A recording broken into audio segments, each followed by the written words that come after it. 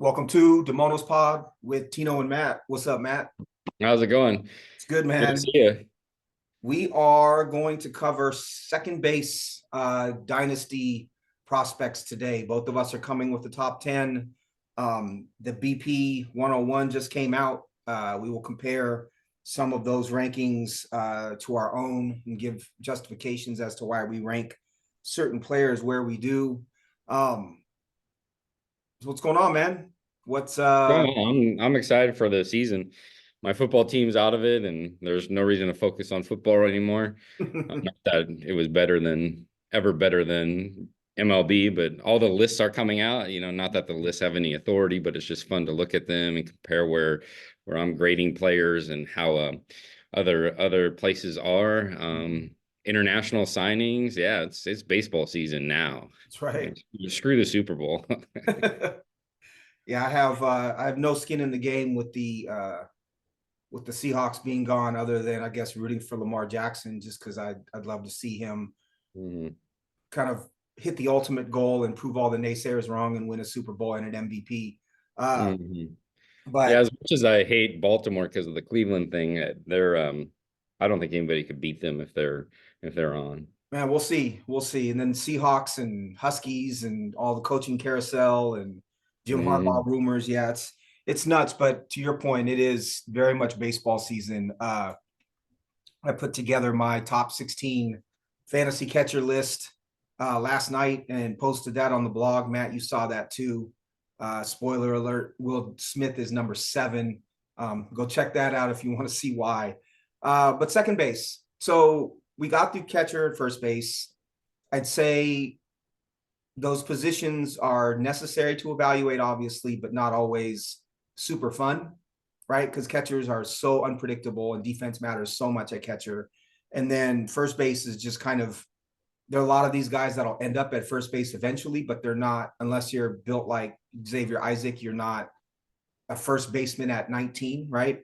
So that list is typically a little less deep. But now we're in the middle infield, we're at second base. There are some really, really fun players, some really different profiles at second. It's kind of you can pick and choose what type of player you like, what you're looking for at second. And I think there's a flavor for everybody. So why don't you get us started with your number one second base Um, dynasty prospect? yeah, why don't you get started? Because I think this is your guy. So I think for the first time in for the first time with our position series, we agree at one. Uh, my number one second base prospect is Termarr Johnson, second baseman, exclusively second base in the Pittsburgh Pirates organization. He was drafted 4th overall by the Pirates a few years ago. Coming up, some of the I guess some of the talk about him was, a potential 8-hit tool. Black Wade Boggs was one of the jokes that was floating around. Termarr is 5'8" if he's lucky.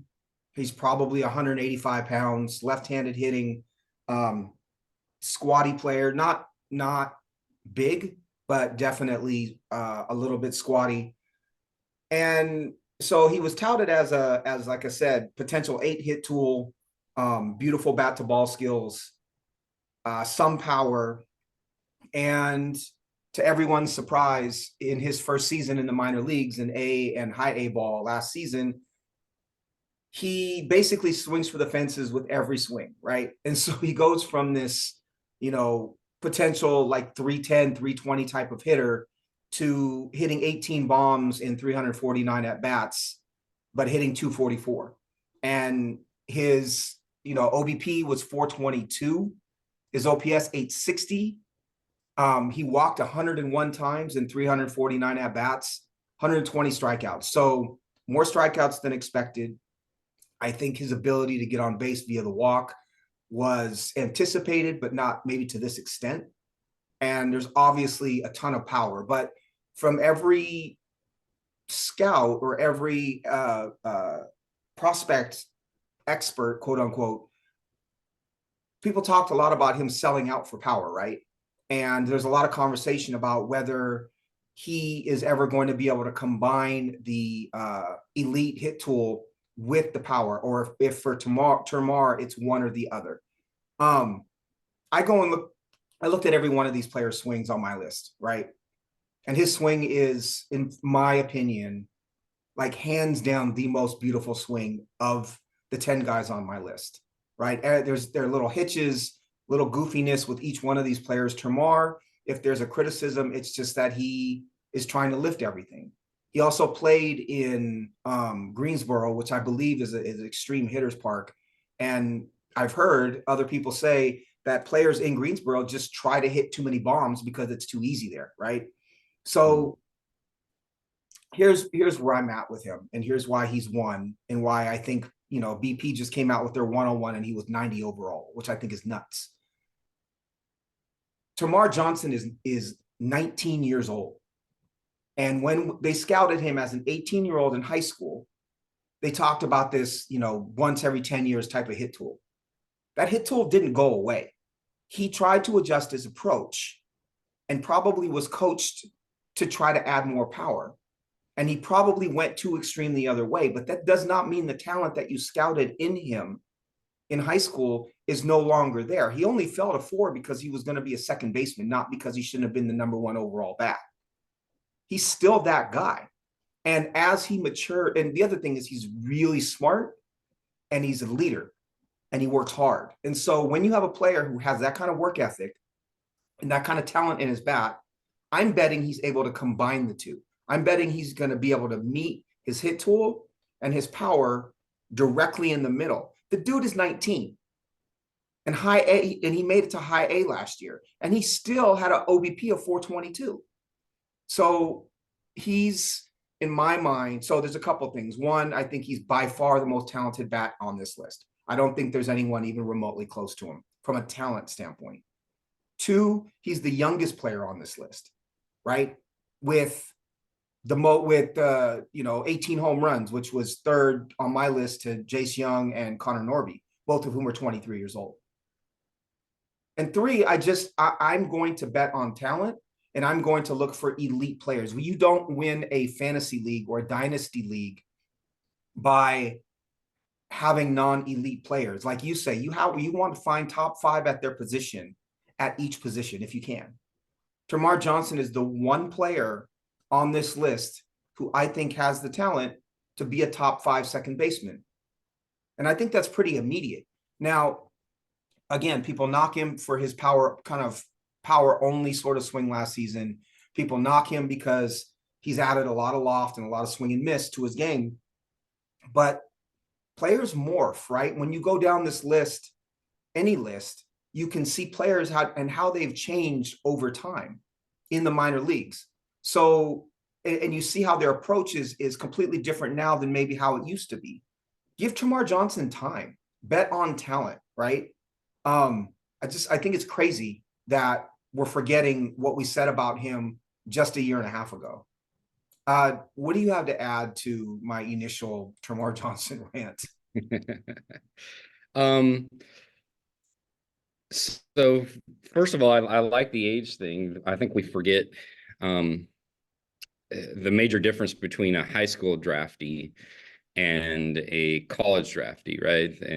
And I like to do some more research on this, as far as even just reading books about hitters, as far as their histories, their biographies, why they make that decision, right? Because you get some very talented players that choose to go to college, others don't. And why, how does that affect their growth, right? So it is interesting that you have, at the top of BP's list, you have those college players, and then you have an Evan Carter who was a high school draftee. How does that affect that? People rip on Carter for can he hit lefties? Well, he didn't go to college. He really hasn't had very many opportunities to hit lefties. We don't know yet, and he's younger than a lot of the college players. So yeah, he's Johnson is a sophomore in college right now. Mm-hmm. He's got talent. I think hit tool, I consider hit tool with eye in there as well, right? So why would you downgrade his hit tool when he does have that OBP? He certainly does have plate recognition. He has gone through swing changes. And there's no reason to believe that that's not going to adjust back. He can't go from a 70, 80 hit when he was drafted to all of a sudden being a 50, 55 hit, as some are saying. The talent's still there. It's just 1 year difference, right? So yeah, I think he's somebody to continue to invest in. The talent's obviously there. I think I agree with you. I think versus catchers and first base, second base has a lot more depth, right?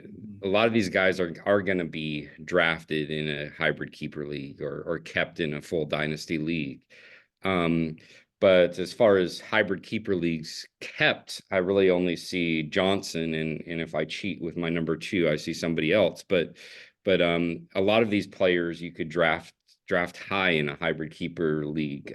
So yeah, I think he's definitely the one that is currently signed with a team that stands out. I think maybe the one downside with him is a speed thing. I do like to have speed at second and short, especially if my corners are not going to have that speed and stolen bases. But he's somebody that can give you 10, 15 stolen bases. We still don't know his speed yet and how that's going to develop too. Right. And so yeah, I think he's the hands down number one. I think other people put Amador early. I don't have him early because I think we've talked about this a lot as far as lists. There's BA and even Just Baseball. They're gonna put players up there because they're scouting not necessarily just for fantasy baseball. Right. Amador could be a perennial all-star just based on his defense, what he could do with a bat, with batting average. But as far as that elite second baseman for fantasy baseball, I'm not sure if he could reach those levels that Termarr can. Termarr is, so I landed on 65 hit and 65 power. And what that means at second for me is like 280 and 30 bombs potentially, right? I think he's got that in his bat. I think you're looking at numbers similar to a Marcus Semien, right? Maybe with fewer steals than Simeon's prime. But you're right that, his defense is never going to be plus at second, even though he moved from short. But that's not what we're playing here, right? We joke, you and I joke all the time about how other players in our leagues talk about defense and how defense doesn't matter in fantasy. It matters if you're going to consider playing time, but even then, it's to a very small extent. I also want to add, and I don't want to open up too big of a can of worms, but he had 10 steals in 105 games, right? And I think you're right. He is probably a 10 to 15, maybe 15 to 20 steal type of player.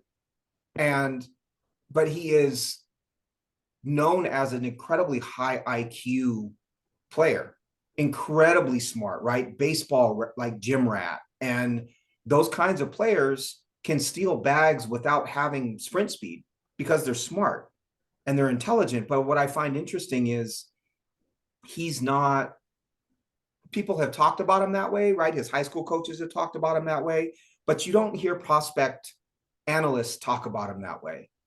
And I think that you have a 5'8" African-American second baseman who doesn't fit people's stereotypes for African-American athletes. And I think it's worth at least acknowledging the fact that, we don't look at Termarr Johnson and immediately say brilliant player or savant type of mind, right? Or like that he's a, kind of a genius hitter, because that is kind of what he is, right? When you have that kind of hit tool and you're scouting that kind of hit tool, like that is your brain processes pitches and understands baseball and hitting in a very different way than just about everybody else, which is part of why I have so much confidence in his ability to adjust his approach moving forward. But I just find it interesting that we're so quick to attach that to other players, typically not African-American or Latin players, right? It could be an Asian player. It could be a white American player, but it's that stereotype that they're smarter. It's the stereotype that they're able to process and understand at a different level than other players. And for me, that's Termarr. I look at this list and there are some really good hitters on this list, but nobody with that type of potential hit tool. And it's not just natural hands and instinct, it's intelligence, right? Mm-hmm. And I it frustrates me because I think that is who he is, and I don't think that he's being talked about in that way. Mm-hmm. I guess let's move to number two. Who do you have at number two? Okay, so I wanted to do a comparison. I mentioned college versus coming out in high school, from high school onto signing a team. So um, rarely do you see a almost consensus MLB number one pick who is certainly going to play second base. So I'm not going to spend a lot of time here, but I do want to put a little asterisk here. I'm not even counting him, but I want to put JJ Weatherholt here at the top because I think he could be, an elite second baseman who stands out. Most have him at least at 70 hit. I think Pipeline has him at 70 hit, and Pipeline rarely does that. And he has a speed at 60 speed. He's coming back to West Virginia this year. He'll probably come out next year. He's going to play some short this year at West Virginia, but I don't see him sticking around there. That's just for the sake of, I think, draft value and his value there and the value to the team because West Virginia teams have improved. He has elite bat to ball, elite swing, makes hard contact. I just like the idea of having that hit and speed there. He could be 70, 60 speed. His powers right now, most people have him at 50. And he is going to have that college experience. So why I mentioned this for maybe our hybrid keeper league is he's one that isn't necessarily coming out of high school. So when he is drafted, he's going to move through the system very fast, especially if he has a talent that people are saying. He's not a suck for luck type of player, meaning if you're in Dynasty, you don't suck to get him for the FYPD. But if you're sucking this year, you could have a second baseman for the future. And for our keeper league, I think he should be drafted. It's worth, if you're going to keep 5 people in the minors, it's worth taking that dice roll with somebody who could be an elite player at second base. So I just wanted to mention him here as my number 2 with an asterisk. So I like it. What I find interesting is, we talk about, so yeah, 7, you put a 7 on the hit tool, put a 5, probably 55 on the power eventually. So you're looking at a 300 hitter you're hoping 300 hitter with 40 doubles and 15 to 20 home runs and 20 steals and a 840 OPS sort of second baseman, which puts him in the top 5. He's 21 years old. Mm-hmm. And note that compared to Termarr, right? That's what I was about to say. He's 21 years old. He was born in September. Okay. Mm-hmm. Termarr is 19 and he was born in July. So Termarr Johnson is 21 months younger than the potential number one pick in the 2024 MLB draft. They're going to be talking about him, a ton. We'll see tons written up about him. And you compare the two prospects, and I would say Termarr coming out had the better hit tool, and he's demonstrated better power. The one thing that he doesn't have is the speed component in comparison. But you're talking about a almost 2 years younger and better hit and better power, potentially, right? So I just think it's crazy that we jump to these conclusions based on circumstance and based on where the player is in the moment. I also think that players will jump up and down in rankings for clicks, right? Mm-hmm. And not that moving Termarr to 90 for BP is clickbait, but moving other people up in lieu of him is. And so if there's no movement on your lists, nobody's going to want to read them once a month. So you have to have some form of movement in order to have people read. And I think that, again, with Termarr, because he changed his approach so much, he's a very easy target with regards to moving him down. I like your number 2. I agree. I think he needs to be rostered. I would bet that one of the two of us would draft him in our 15 round hybrid draft coming up. I like him too. I think it'd be smart to draft him. My number 2 is Seattle Mariners second base prospect Cole Young. Cole Young is currently listed as a shortstop. If you look at the Mariners kind of progression plan, obviously JP Crawford is at short. I think Crawford remains there for the next couple of years. But the Mariners have Felton Celestin as their premier shortstop prospect. He's going to play his first year. He got hurt last year, his first real year of ball in the States this year. He's 18. I know he's pretty far away, but from a succession plan standpoint, he is the shortstop. I believe Colt Emerson is the third baseman. And then they will find a spot for Michael Arroyo or he'll get traded at some point. Cole Young was drafted 2 years ago out of Ohio, I believe, as a high schooler. Left-handed swing.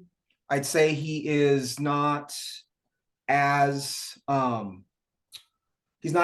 of Pittsburgh, Pennsylvania. He's not as explosive as some of the other players on this list. He doesn't have the hit tool or the power of Termarr Johnson. He doesn't have the athletic explosion of Adele Amador, but he is a high floor, semi-high ceiling second baseman. So the way I see him is he'll be slightly above average from a fantasy standpoint. In our league, we have 16 teams. And if the number 8 and 9 second basemen are your average second baseman or average players at that position, I see him slotting in like 5, 6, 7, right, over the course of years. And I think what you can expect from Cole Young, left-handed swing, is, lots of doubles. I think somewhere between 16 and like 23 home runs. If he hits higher in the order, you're going to see 100 runs from him. He takes a lot of walks. He's going to steal, 15 to 20 bags. He's going to really help you in every category, but I don't think he's a superstar. He is one of 3 second basemen I have on this list as a low risk, because I think he is a sure thing to be a major league second baseman. And I think his bat is very good, but I would not call his bat special. If the Mariners choose to do something with JP Crawford or JP Crawford crashes, I could see Cole Young playing shortstop in the short term, but I think he lands at second in the long term. I love him as a prospect. I think he's the safest, probably the safest high-end prospect on this list for me, and that's part of why I have him at number 2. Where do you have Cole? Do you have Cole Young as a second baseman, and where do you have him? Yes, I have him as second baseman, and I do have him on my list. I have him in the 7 range. But I have Johnson, Weatherholt, and then I have a huge line right there, right? I think these next 8 guys are interchangeable. I won't die on a hill for where I'm going to rank them. I think there's a lot of depth there, a lot of good, solid, high floor hitters. So yeah, I agree with Young. I have a question for you. When it comes to Mariners background, what is going to happen with Bliss? Is he going to be a utility guy? Where do you see him long term? Because I know he's made the second base lists. He has that speed, right. But where do you see him in the Mariners' future compared to Young? I think this year will determine, especially his first couple of months, are really going to determine his opportunities. So he's 24. He's second base pretty exclusively. He can play short in a pinch, but I don't think he'd be very good there.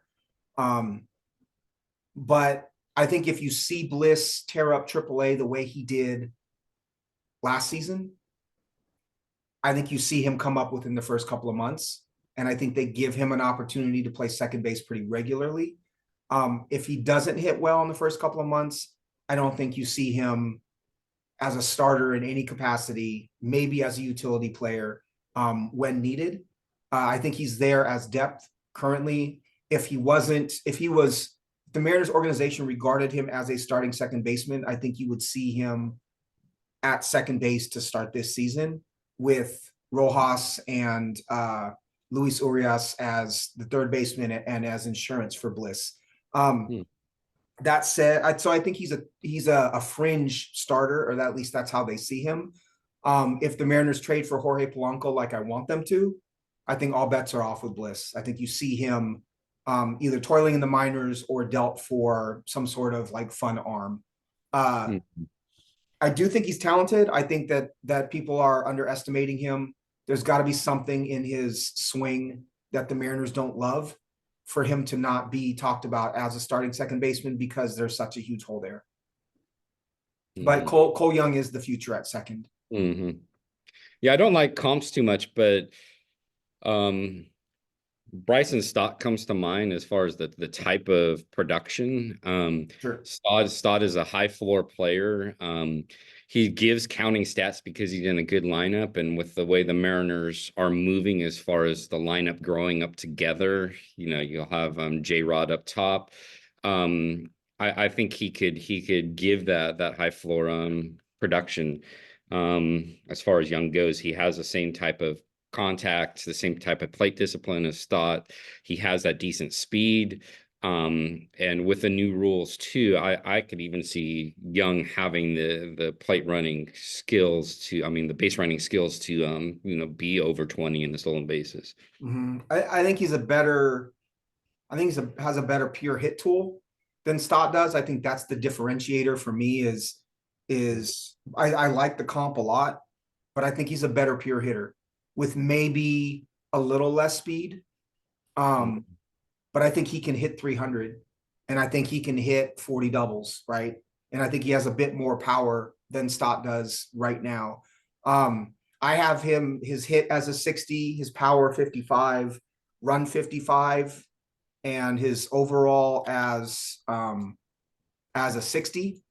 I think, and then Termarr was the only 65 that I have overall. Who is your number three? My number three is somebody that has fallen off some boards. Which I need to keep him where I had him last year because I don't think he did anything to deserve to be brought down. I have Curtis Mead at number three. Mhm. Um, the only downside with Mead overall would be his Tampa Bay presence. What is Tampa Bay doing? Even with Caminero this year, what's their plan, right? Are they going to trade players? They've already traded some players. They've opened up the DH position, which may be good for me because he's not necessarily the best fielder. I love his bat to ball. Some of his minor stats are skewed a little bit because he was hurt much of the first half last year, and when he came back healthy, he destroyed AAA. His bat to ball is really strong.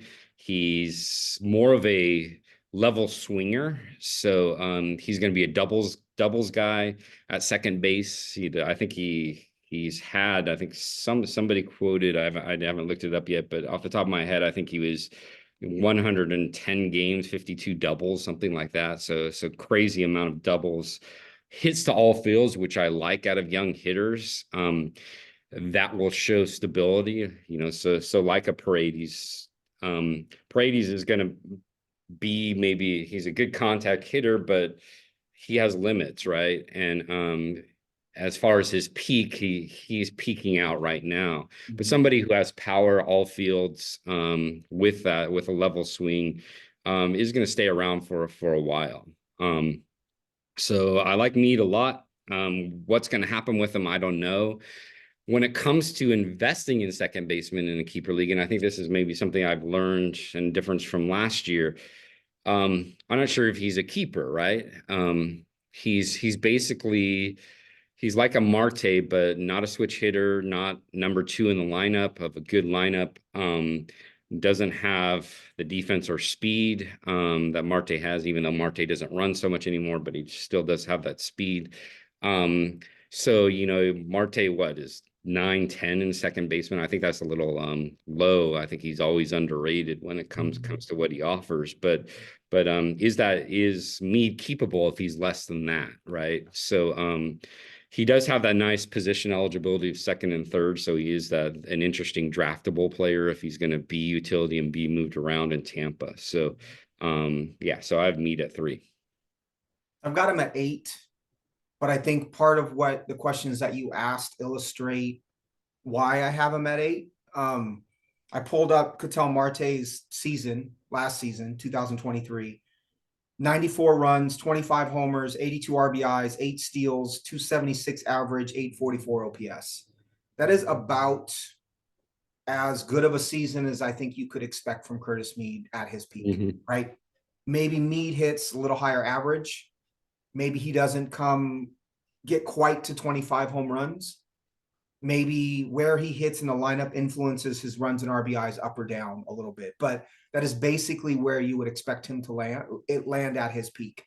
The idea that you have a young second baseman who you're invested in without any real speed to speak of is scary to me, because whether it's roto or head to head, you're already, working from a deficit essentially, because it's such a speed driven position. I think there's no doubt that his bat is that he's got a high average bat, right? His hit tool, I gave him a 6. His power, I gave him a 55. I think that power number can grow a little bit as he adjusts his swing, and his run is a 40. And so you're not getting more than, say, 6-7 steals from him in a full season. And the Tampa Bay thing, there are players that play for Tampa that get 600 plate appearances. Yandy Diaz does. Randy Arozarena does. Certainly Wander Franco would have. But Mead, I don't know. Like, I think he has to produce right away in order to be that kind of player. The other thing is, and this is just an aesthetic thing for me, but I can't stand his swing. Right? His swing, it's a super short right-handed swing. He does this funky thing with his elbow. He hits a ton of line drives with it, but it's not aesthetically pleasing to me. And it's not to say that that's a reason to rank him higher or lower. It's just, you want to like your fantasy players, right? You want to like watching the players that you have. And Mead, for me, is not one of those. Again, it doesn't impact what I think of him. I have his risk as low. He's one of the 3 low risk second basemen I have. I think he's going to hit for average. I think he's going to hit a decent amount of home runs, but his surroundings, his circumstance is going to truly determine whether he's a viable starting second baseman in fantasy or not. The other thing is he's 23. And at some point in time, again, I compare him to Termarr. You're talking about 4 years difference in development. And that's reason to lower his ceiling just because of his age. So the Tampa Bay questions, the lack of speed, the age all contribute. It doesn't mean he's not a good fantasy player. It just means that he's not going to be very high for me. I have at 3 everyone else's favorite, Adele Amador, second base prospect for the Colorado Rockies. Capable of playing short. They have Ezekiel Tovar at short. Tovar is a defensive wizard. Amador is not moving him. I have his risk as mid. He played rookie ball, high A and double A last season, 275 at-bats, 12 home runs, 15 steals, 287, 380 with an 875 OPS. Similar to, I group he and Cole Young together in some ways. I think Amador is more explosive. I think Amador has more speed. I think Amador has an opportunity to take advantage of Colorado in a way that Cole Young can't take advantage of Seattle. But I think ultimately you're looking at 2 higher average, high teens home run type of players, where Amador will produce more speed and more steals. And I think Cole Young produces a better on base percentage and potentially a better OPS. I like Amador. He's exciting. I don't like him nearly as much as some of the other prospect folks do. What's your take on Adele Amador, and where do you have him ranked? I have him at about 5. So he's I agree with you on the take on him. I don't think he's high risk. He's medium risk. I would have him at lower risk if it wasn't Colorado. Colorado has a history of not being able to develop players. Maybe they're changing. I do like his contact rates. His hard hit is not necessarily the best, but I think people forget the difference between like a Cincinnati and a Colorado when it comes to ballpark factors, right? So Cincy's the home run park with not a lot of room. Colorado often gets the home run park take, but that's not what makes them interesting. It's the big outfield, right? And he has the skills to push that ball around throughout the outfield. He could hit it in every direction. Yeah, you And could see so you could see like 35 doubles, 12 yeah. triples, and 15 home runs with Mhm. 25 stolen bases from him. Exactly. Mhm. So, yeah, so I like him a lot. And, in the minors, he's already, walking more than he strikes out, but the walks aren't high and the strikeouts aren't high either. So he's that prototypical, fast contact hitter. Mhm. So yeah, I like to see how he develops. I wish he were on a team like Tampa Bay or the Dodgers, where they could maybe tap into some of that skill and tap into that power more, right? Mhm. And kind of experiment with that, especially in the low levels. But I'm not confident at all that the Rockies will experiment with his talent. Right. So yeah, I see him as a medium to low risk player, draftable, but I wouldn't necessarily keep him. Right. Unless you feel like unless there's a huge gap in our league, if you have no hope at second and you Mhm. don't see any of the second basemen outside of Stott being cut, right? Then I think keeping an Amador makes some sense because of team need. Um, Yeah. And I uh, think he does have like compared to a Mead, he does have that ceiling, right? He's still young, he's still in the lower minors. Who knows where he could go with that talent. right. I just know for me, it's no coincidence that the ages of the top three second basemen are for me are 19, 20, and 20. Um, Hmm. it just says to me that there's a greater ceiling. I will say in comparison between Young and Amador, I think Amador's ceiling is higher, and I think Cole Young's floor is much higher. Um, those two are my 60 overall second baseman. Again, Termarr was 65. The rest of them on my list are all 55s. So Termarr's in his own tier, Young and Amador in their own tier, and then the rest of 4 through 10 for me are one tier. Who do you have at 4? I have Jet Williams at 4. Mhm. So let me pull up his stuff here. I did not Um, rank Jet Williams as a second baseman. Um, okay. I think I just think that it's up in the air still. Hmm. I could very much see him in center field as well. And so I think between the questions, second base, shortstop, and center field, I'll probably keep him at short for now. But sorry, go ahead. I understand why you have him at second. Yeah, Jet Williams. So first round, 14th overall in the 2022 draft, along with Termarr. He kind of drew attention to the fact that he walked over 100 times at his age, which was age 19, all throughout his minor league season. He batted 263, 425 on base percentage, 451 slug, 45 stolen bases, 7 caught stealing. So he does, if he is at second, he does offer that, right? So he's the type of player that I would be off on if he is center field or if he Mhm. is somewhere else, shortstop. But he's kind of one of these, well, if they plug him into second, then he's going to offer some interesting value there. Right. So he's that type of player. He did make some progress last year compared to his rookie year. Um, so he kind of did pop out when it comes to his seeing his potential there. His contact, he does have contact issues. I think like Termarr, but he's still young. He struck out 118 times. Um, well, his power develop is a big question. He doesn't have the power, obviously, that Termarr has, so that's why I don't have the line between them. Yeah, so I think he can offer that interesting ceiling at second base with his speed and on base. Mhm.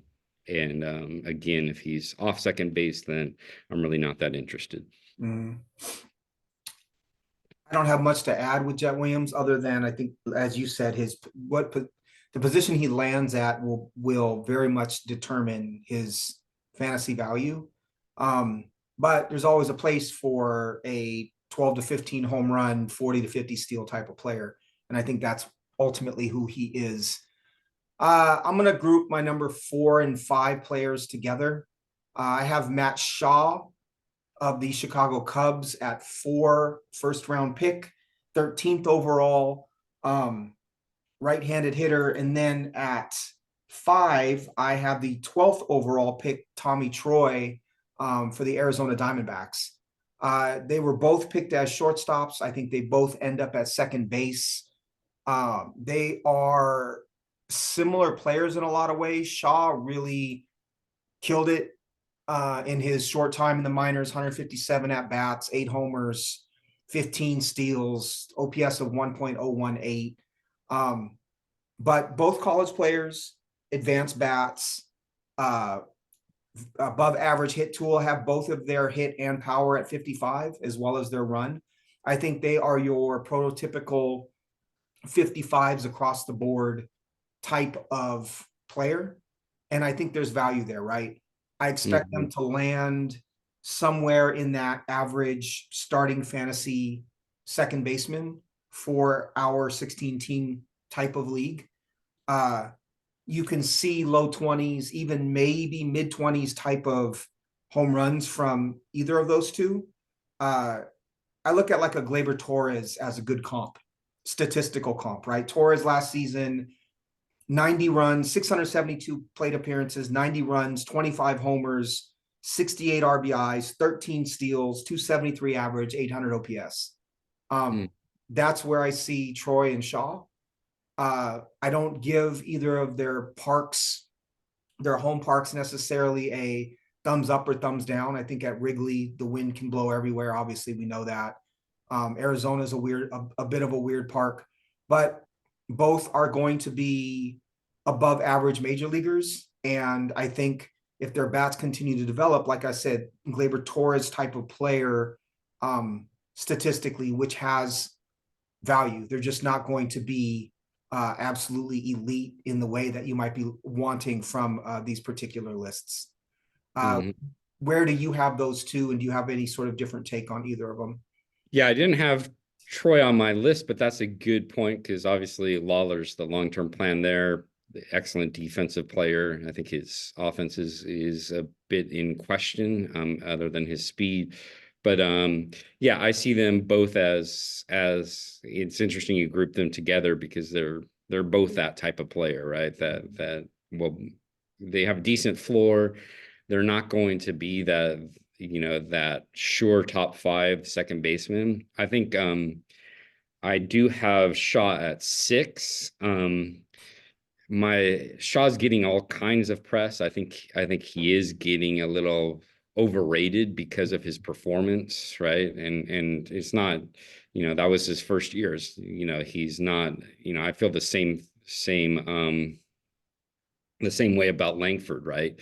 Right. They're both rising up boards really fast because of their minor stats, right? And, I think Langley, if you look under the hood with Langford, I think everything's there when it comes to his hits and his EVs. Shaw, I do have some questions about his K rate. It was high. My biggest question though about Shaw is where is he going to land in Chicago, right? They just traded for Bush. Bush is going to be at first, according to the GM, but Counsell hasn't said anything. Counsell is going to be interesting what he does with his players because I don't think he had in Milwaukee kind of that infield talent.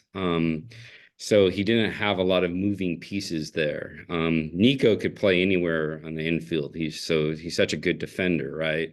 Got Swanson at short. That's going to stick there. Gold Glove at short.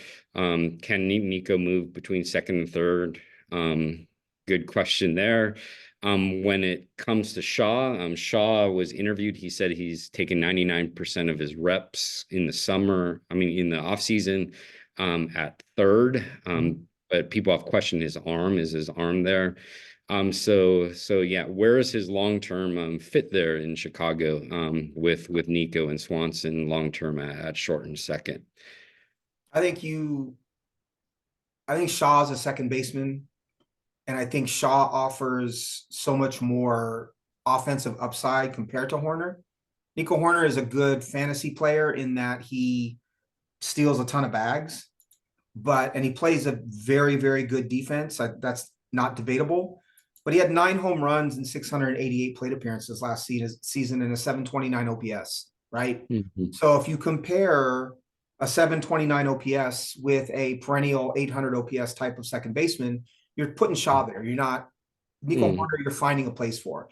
The other thing is Horner, I just looked up, as a free agent in 27. And 27. Okay. yeah, so he's close to arbitration. And Mhm. so the Cubs, while they're not penny pinching, they likely, I think they find a home for Nico Horner um, elsewhere, and Matt Shaw becomes the regular second baseman. I think you deal Horner in that situation. Um, Mhm. putting And Shaw he's at sell high right now. You get a yeah, lot. and I think that if Shaw can play third, that's great. But as you said, his arm is short, and um, they might try him there in a pinch. The other thing they could do is Michael Bush can be slightly below average at third. Maybe Shaw ends up at first and Bush ends up at third. I don't know. Mhm. I'm more concerned when I look at this kind of thing. I'm thinking more about the bat and more about the talent than I am about the succession plan, because I think if the bat is very good or transcendent, even not Shaw, but in general, they're going to find a place for him to play, right? And Mhm. Shaw will carry value whether it's at second or third. Uh, I think it's interesting they're building this team of slightly above average, like what I would consider like 115 WRC plus type of players in the infield, with Bush, Swanson, Shaw, right? Very similar um, types of players who are contributors across the board to be a slightly above average team. Um, Mhm. Interesting to me. So those are my 4 and 5. You gave your 4, right? Yes. So Hmm. we're at 5 for you. There's Jet Williams. I have Amador at 5, You do. so Okay. for Amador, Who's at and then I 6? have Shaw at 6. Got it. At 6, I have Jackson Merrill. Uh, Top prospect, or probably number 2 prospect in the Padres organization. 21 years old. Excuse me, 20 years old. Left-handed swing. He was kind of the talk of the industry at this time last season. Uh, Nice swing, but he hits a ton of ground balls. And you know, this was when we were talking offline, I compared the way that prospect folks talked about Jackson Merrill last year to Termarr Johnson and this year. And with Jackson Merrill, it was he's got talent in his bat, he's got a plus hit tool, he just needs to be able to elevate the ball. He hits too many grounders, but we think he's going to be great, right? And with Hmm. Termarr, it's we're downgrading him because he hits too many fly balls, and we think he should be more of a complete hitter than that. But then you look at their numbers. Even last year, Jackson Merrill was considered to have kind of turned it around, and he in high A and double A at 20, he hits 15 home runs, 15 steals, 277, 326, 765 triple slash, Hmm. right? At 20. And Jackson Merrill is still considered to be this, kind of hot shot prospect. Termarr Johnson at 19 goes 8 in 349 at bats, 18 home runs, 10 steals, 244, 422, 860 OPS, right? Hmm. So what's the difference? I would rather have the guy elevate with the history of a double plus hit tool. Hmm. Have the guy who hits too many grounders, and you're hoping that he can start to elevate it a little more and has an OPS below 800, right? Hmm. Like, what's the difference between the two, between one being black and one being white? Like, if I'm just Uh-huh. going to call a spade, what's the Hmm. difference between Merrill and the perspective of Merrill and the Uh-huh. perspective of Termarr? It's Hmm. upsetting to me because I think people want Jackson Merrill to succeed, right? And Hmm. so we're projecting this ability to learn how to elevate. Whereas the other guy literally demonstrated the ability to have that double plus hit tool in high school and on the circuit. You already know it's there. He just needs to dig it back out. The other guy, you're wish casting. That said, I do think Merrill is a good prospect. I think he's a boring prospect for me. I see kind of a empty 285, 15 sort of player. It's not without value, right? It's the Matt McClain season, right? Where I think he I can. won't agree with that. Well, or where's another one? It's Jose Altuve last year at 15 homers and 17 homers and 14 steals, right? Yeah. Or there's not a ton of upside. Jonathan India might be a good comp for him. Yeah. Statistically. In a shittier park too. Yeah. And it's not to say he might pop 300 once, right? He might pop 22 home runs or 25 home runs even if he learns to elevate. He's just not the upside isn't there, right? It's decent floor, low ceiling. But again, it frustrates the hell out of me that we talk about Jackson Merrill last season as a top 20 prospect if he can just elevate, but somehow Termarr Johnson is trash because he's, swinging for the fences at 18 years old. Do you have Merrill on your second base list? The reason I was smiling the whole time or laughing the whole time, I really haven't gotten much time because BP came up with their top 100 right before we met. So I really haven't looked at it carefully. They have them at 10. That's nuts. Right. Yep. They're dying on that hill, right? Because at the start of last year, a lot of in their discussion of their top 100, when the question was asked who's going to be close to number one at the end of last year, a couple of them said Merrill. So the issue I have with Merrill with that high ground ball rate, I don't mind it too much if there's one of two characteristics. If they're fast, or if they hit the shit out of the ball in all directions, right? And Merrill does not have elite speed, and he didn't hit the ball hard last year. That's what that's why BP was so high on him last year, because at Arizona Fall League he was hitting the crap out of the ball, but his hard hit is not high at all. He didn't hit anything. He didn't rake when it comes to hits. Right. And so yeah, I don't have him on my list largely because of the shortstop thing, but I like putting him on this list for the Termarr comparison, right? So yeah, and it's not a San Diego is not a friendly park to his profile. So one of the issues so here's a hill I'll die on. People see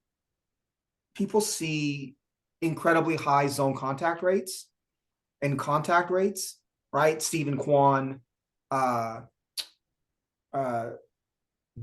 new Korean dude for the Giants, and they associate that super high zone contact rate with success. Just because you can get the bat on the ball every time you swing, which is what Jackson Merrill does not mean you're going to be a good hitter. What it means is you have good hand-eye coordination, but it doesn't mean that you know where the ball is going. And it definitely reduces your hard contact, right? Because oftentimes those guys aren't hunting for their pitch either. And they have this elite skill, but it doesn't translate into numbers. And I think Jackson Merrill is very clearly one of those guys, right? We have managers that we manage against in fantasy who, obsess over zone contact. I think it's a negative. You look at, so 82% is the league average for zone contact, right? There are guys like Aaron Judge and Shohei Ohtani and a bunch of sluggers who are sub 80%. It's eye-opening when you look at that list. What you realize is they're hunting their pitch and they're swinging as hard as they can, and it's why they hit so many darn home runs. But a guy like Merrill, again, that's a skill, but it's not necessarily a skill that you want, because he's going to hit into a ton of outs because of that ability to put the bat to the ball. And so I don't associate a above 90% zone contact rate with any kind of success at all. What I see is typically an empty average type of hitter who, if they swung harder, and which sounds funny, but if they swung harder and they were more selective, would probably be a better player ultimately. I put Jackson Merrill squarely in that bucket. And I think it's part of why I just don't believe he's going to be an impact player at all in the major leagues. I am super interested to hear what BP has to say and how they justify ranking him at 10. And I love BP. Mhm. We did get your number 6. Who do you have at 7? That's where I have Young, Okay. not the Cole. young brother, but Cole Young. Yeah. Got it. I have Luis Angel Acuna at 7. I believe second base is his ultimate position. Um, Again, they have he and Jet Williams, so we'll see how that shakes out. Luis Angel Acuna is Ronald Acuna's brother, 21 years old, was dealt for Max Scherzer last season, as we know, from Texas. He's the one player on this list I have as high risk. I think that there are some, he's super explosive, right? More explosive than Adele Amador. Speed, power, you see his swing, it's reminiscent of his brothers. There's a lot of fun stuff with Acuna. Exciting player. I do tend to believe if they give him a job at one position, I think he is a 20-30-20-40 type of talent. I don't know if he'll reach it. If I have Merrill at 6 because of his floor, if I had to pick between Merrill and Acuna for fantasy in Dynasty, I'm taking Acuna probably 9 out of 10 times. Less safe, but I really love him as a player. He had 57 steals and 510 at bats last season. We know what his brother does on the base paths. You can't compare the two necessarily, but the pure speed and the instinct is there. He only had 9 homers, but I think that power is going to come. It would not surprise me to see him get even stockier, right, and try to muscle some balls out. But I think he also will be a better fantasy player probably than he is a real life player, because I think his defensive value is not is going to lessen as he gets older. But I really like him. I do see him ultimately. He might end up a super utilities type of guy, which I don't necessarily love, but Acuna deserves to be on this list for sure. He's also just 21. The 3 guys below him on my list are all 23 years old. I give him a little bit more upside because of the age. Do you have Acuna on your list? I don't have him on my list, but not because of what he offers, just because I don't know where he's going to be. He's kind of like what Jet Williams is to you here. I think he is interesting because for me, he would be a dice roll for keeping in a hybrid league because I do have him at 60 speed. He's and he's a great base runner too. It's not just having the talent of his speed there, but he's proven it in the minors. Right. Be interesting to see what the Mets do with him. Yeah, so I see him as that. He doesn't have the sure thing like Merrill does, but he does have that upside, that ceiling, that at second that Merrill doesn't offer at all. So Right. so he's worth the dice roll to me. And he will have kind of that lure, that aura, because he is in New York as well, which always makes it fun to have as your player, and kind of the little brother of Acuna too, kind of has that fun little narrative or storyline if he's on your team. Right. Right. We're at 8 for you. 8, yeah. So this is a player that I think is overshadowed because of the organization he is in, which is just so loaded. So I have Norby at 8. If you look at his minors the last 2 years, so in 22 he was 279. 360 on base percentage, 526 at slug at second base, 886 overall OPS. And then last year's 23 season, which was all in AAA, 21 home runs, 92 RBIs, 290, 359 on base percentage. Slug was a little lower at 483, but his OPS was still in the mid 800s. He's just that solid, dependable second baseman for me, I think if you're looking at floor players like a Merrill, I would rather have a Norby. The whole question with Norby is where, if he stays in Baltimore, where is he going to end up, right? Because of all the overload. Right. If Baltimore trades him, is he going to go to a good org that could do something with his talents? And if he is traded, that would help because he will be, I think, brought to his more natural position where he could offer something to another team at second base. So I think he's just that solid second baseman. He kind of does have that Meade sense of kind of where he would land statistically. Maybe not doesn't have the hits and the EVs that Meade does, but if he's traded, he does have that opportunity that maybe Meade wouldn't, with Meade moving around, and he can play a decent second baseman. So yeah, he's that high floor player I like a lot. The only issue is, what is Baltimore going to do? Right. I wouldn't like him. There are rumors about him being moved to Miami. Baltimore's trying to get either Cabrera or Jesus. But so I wouldn't like him heading down to Miami. He doesn't fit the profile of he doesn't hit it hard enough to really have that the home run power in that huge outfield. So yeah, any other team, even Chicago, I think he'd play nicely in Chicago if something happens with a C steal or something. Right. I do like him. I think he's overshadowed by Westberg. I'm kind of a little more down on Westberg. Westberg could play all over the field, unlike Norby, but I think he offers the same thing at second. Right. I have him at 10. He's not a difference maker at the position. I do think he settles out mid to high teens home runs, probably low teens stolen bases, if that. He's not going to hurt you. He's not going to help you necessarily. I think he is a true second baseman. I know they played him in left a bit. Baltimore did in AAA. But I do think ultimately his value is at second.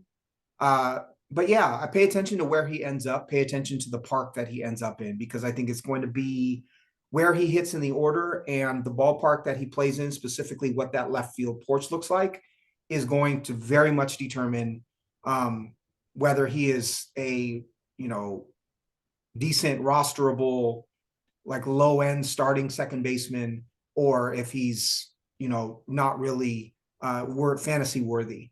I like him. I think I had him 4 or 5 last season off of that first big double and AAA season. And I don't think he's changed as a player. I just have other guys that are a little more upside above him. So Norby's my 10. I had Meade at 8. The last remaining player I have on my top 10 is Jace Young, former first round pick of the Detroit Tigers, brother of Josh Young of the Rangers, left-handed hitting second baseman. He's 23 years old. Was drafted out of Texas Tech. 28 homers in 486 plate appearances or at-bats, high A and double A, 5 steals, 265, 376, 878 OPS last season. Both Young and Norby I have as 50 hit, 60 power. I think Norby's power is probably more closer to a 55. I'm actually going to change that right now. I do think Jace Young, if you watch him swing, has 60 power in his bat. It's an ugly swing to me, right? It's a little bit aggressive. I was going to ask you this aesthetics question there. Well, it's aggressive, and I don't love it. He's definitely maxed out, and I have him as a 40 run and a 40 field. There's questions as to whether he or Colt Keith ultimately is the second baseman of the future there. Some people talk about them flip-flopping second and third. I don't know. The 28 homers is hard to ignore. And he has the college pedigree to say that there is a very good bat there, but he's playing in Detroit. And whether it's the player development in Detroit or the ballpark or the cold, whatever it might be, it's hard to have a tremendous amount of confidence in their ability to develop players, right? Specifically hitters. So I think Young deserves to be on this list. But I don't love him as a prospect. If he ended up being a serviceable second baseman fantasy wise, I wouldn't be surprised. It's why he's on the list in the first place. If he ends up being off this list next season, if he plays the last, 15 games in Detroit this season and is their starting second baseman next season, I don't anticipate him being in my top 16 fantasy second baseman. So I don't know, not in love with them. Number 12 pick overall, has some thunder in his bat, highly leveraged swing. Less of an all-around player than a Connor Norby is, but I think there's a little bit higher ceiling because he swings so dang hard. Again, don't love him, but he deserves to be on the list. I agree. I have him at 10. There's a lightning storm coming. Don't let him bat, right? Because he has Right, that exactly. set up with a bat. Right. Really high there. Yeah, so he's the other hesitation I have, I don't want to I really have nothing to add there. I agree with everything you say there. Is the Detroit factor when it comes to Park, right? Is it almost killed Torque, right? Torque is good enough to overcome that, but the Park factor is just scary for me, right? That's why we'll talk about this when we get to third base. Does Keith have the talent to overcome that if he's Kyle Seager 2024? Right. Is he, can he have enough power to, he doesn't hit it hard. Can he have enough, or at least, elite hard like Torque does? Will he have enough power to be a third baseman that stands out in Detroit? I wouldn't blame Detroit for moving that another 10 feet, right? Right. I think they want to because they're pitchers. They have Skubal coming into his prime. They have Job coming up. So, I think they want to take advantage of that, which is smart. But yeah, with hitters, I don't see Young as being that spray hitter.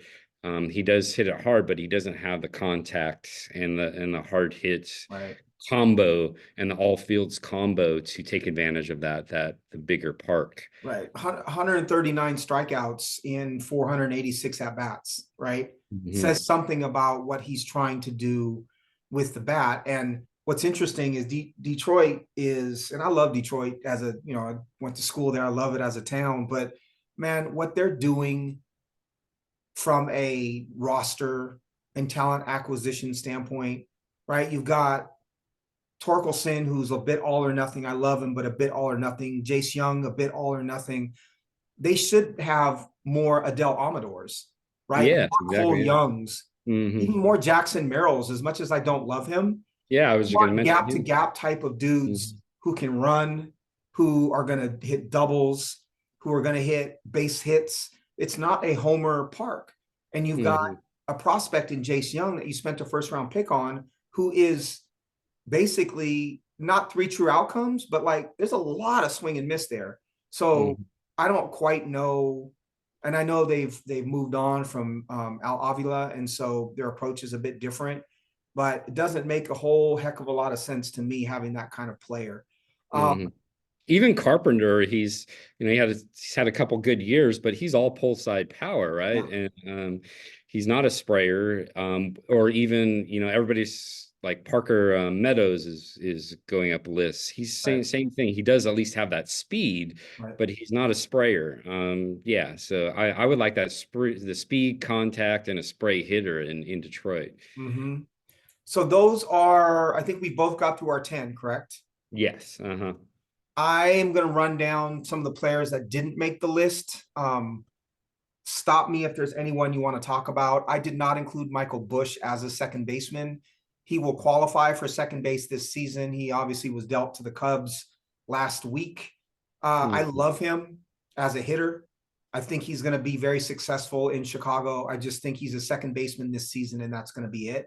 I skipped my 9. He was my 9, by the way. He was. Okay. Do you have anything to add with Busch or?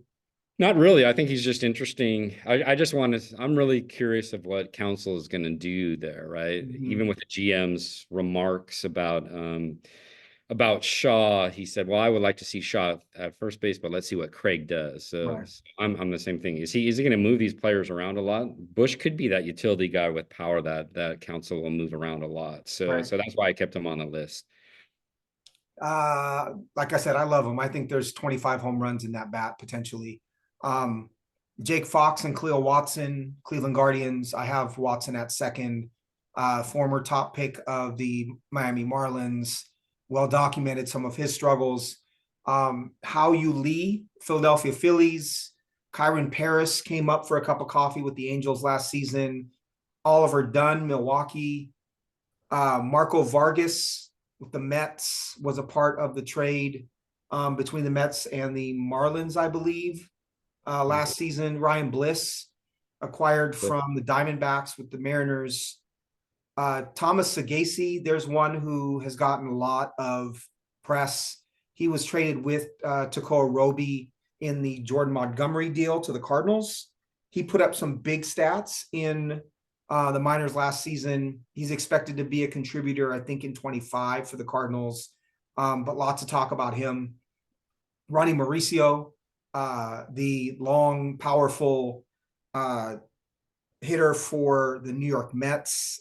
He's hurt and I think out for the 2024 season, unfortunately. I've seen him pretty high on some of these lists. James Triantos of the Cubs, Carlos Jorge of the Reds, Nick York, who was a top 3 second base prospect, I'd say 2 years ago. Big hit tool, not a lot of power to speak of. Justin Foscue of the Rangers, former first round pick.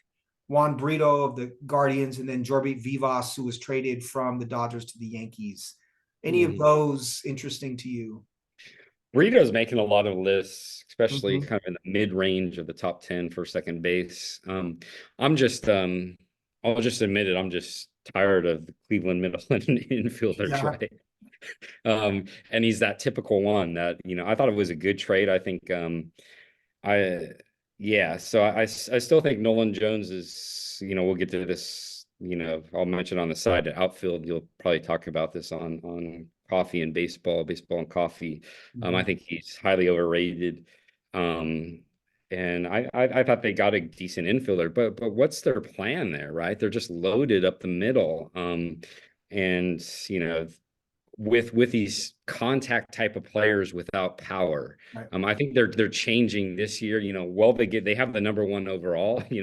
And that's why some people are saying Weatherholt isn't going to be picked one overall. right, It'll probably be their smart choice to go with Kurtz at first base. At least they'll add to their power and hit there.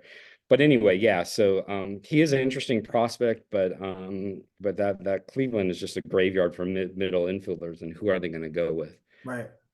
It's that I don't know that profile. That profile sucks for fantasy, right? Exactly.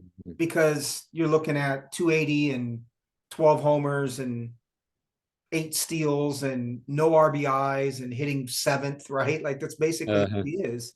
And they've got a lot of those guys. And Hmm. even in real life, like yes, they plug a hole, but they're only plugging a hole until you find the more explosive player. And Hmm. I don't have a place for players like that. I would rather gamble on a more explosive player with a lower floor, right? Like a Cleo Watson as an example. I think Hmm. that them acquiring Watson is a clear shift in their approach. I think they're trying to do some different things in Cleveland, but yeah, it's just there's a line that you draw in fantasy where players just aren't worth your time anymore because of the profile, right? Because of the lack of elite skill, right? Even if it's just one elite skill. Jace Young made the list because he hits home runs at second base. He's not Hmm. great at any of the other stuff, but let's see what he can do with that power. In a perfect Hmm. world, you have 2 or 3 different skills or all of them, but you've got to be able to do something well. And hitting 280 is not well enough to to be something that you want to pay attention to. Do you have anything to add here at second? I'm not really covered with everybody who didn't make the list. You covered just about everybody I Mhm. had on the outskirts there.